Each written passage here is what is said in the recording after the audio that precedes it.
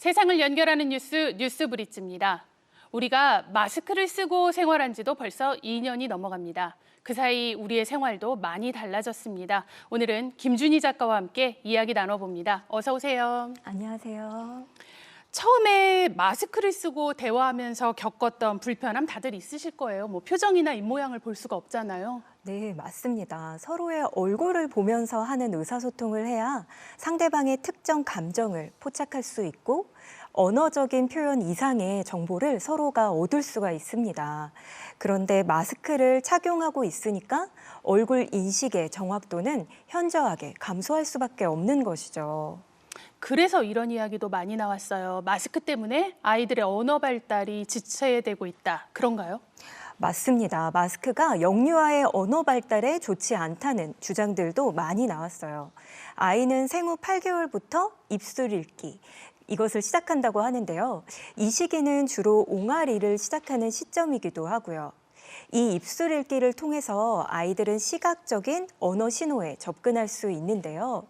유아기 때 말하는 사람의 눈과 이 입을 많이 볼수록 언어 능력이 좋아진다는 연구 결과도 있습니다. 그래서인지 팬데믹이 아동의 언어 발달 지연에 영향을 미친다는 의견이 설문조사에서 74.9%나 나오기도 했습니다. 그러면 아이들 키우는 부모님 입장에서는 실제로 걱정이 될 만도 합니다. 네, 하지만 다른 조언도 있습니다. 조지아주 콜럼버스 주립대학교 교수인 다이애나 라이저는 아이들이 만 2세가 되었다면 마스크와 상관이 없는 상호작용을 하고 있고 일주일에 50시간 이상 어린이집에 보내지 않는 한 문제는 없다고 주장하기도 했습니다. 네. 언어병리학자 다이앤 폴도 아이들은 말을 들음과 동시에 몸짓, 어조, 눈을 바라봄으로써 제한된 정보를 보상받을 수 있다고 말했습니다. 모든 전문가들이 한 목소리로 권장하는 것은요, 무엇보다 가정에서의 소통입니다. 마스크를 쓰지 않는 우리 집 안에서 최대한 아이와 적극적으로 소통을 하고 정서적인 교감을 하는 것. 이것이 코로나 상황에서도 우리 아이들이 언어, 인지, 정서적으로 발달할 수 있는 가장 효과적인 방법이라는 것이죠. 네, 이제 확진자 수가 좀 줄어들면서요. 야외에서도 마스크를 벗을 수 있을 것으로 기대가 되고 있습니다. 그런데 저만 해도 민낯을 내놓고 다녀도 될까라는 좀 걱정이 됩니다. 네, 저도 그런데요. 아시다시피 해외는 마스크를 벗고 있어요. 근데 대표적인 용어 중에 마스크 피싱이라는 게 있습니다. 마스크로 낚는다. 이렇게 번역할 수도 있겠는데요. 우리 보이스 피싱 단어처럼요. 마스크를 우리가 썼을 때는 예쁘고 잘생겨 보이는데 실제로 아니었다는 거를 마스크 피싱이라고 해외에서 많이 볼 수 있습니다. 단어들이 많이 뜨는데요.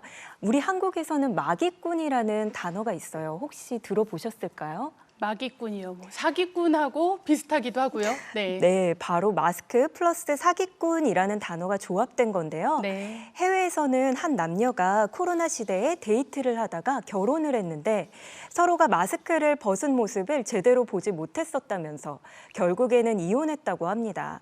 조금은 우픈 사연입니다. 정말 우픈 사연이기도 하죠.